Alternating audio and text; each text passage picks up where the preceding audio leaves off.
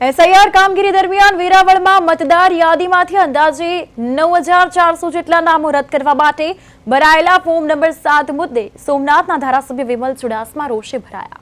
આ કામગીરી સામે ધારાસભ્ય વિમલ ચુડાસમાએ સખત વિરોધ વ્યક્ત કર્યો. આ બાબતે તેમણે વેરાવળના પ્રાંત અધિકારીને લેખિતમાં રજૂઆત પણ કરી છે.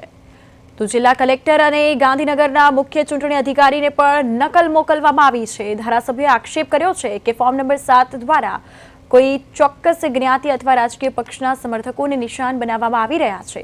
વિમલ ચુડાસમાએ ચેતવણી આપી છે કે જો કોઈ ખોટી વ્યક્તિ જાણ જોઈને ખોટી રીતે મતદારોના નામ રદ કરાવવાનો પ્રયાસ કરે તો કાયદા મુજબ 1 વર્ષ સુધીની સજા થઈ શકે છે.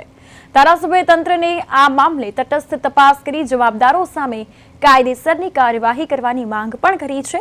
તેમજ યોગ્ય કાર્યવાહી નહીં થાય તો આગામી સમયમાં જન આક્રોશ આંદોલન કરવાની ચીમકી પણ ઉચ્ચારી.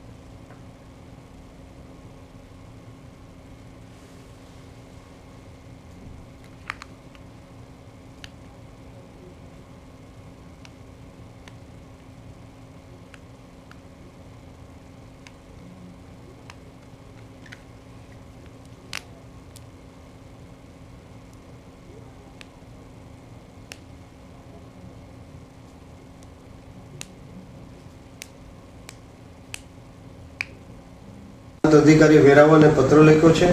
વેરાવળ ગીર સોમનાથ જિલ્લાના કલેક્ટરશ્રીને નકલ રવાના કરી છે અને ગાંધીનગર મુખ્ય ચૂંટણી પંચ અધિકારીને પણ નકલ રવાના કરી છે.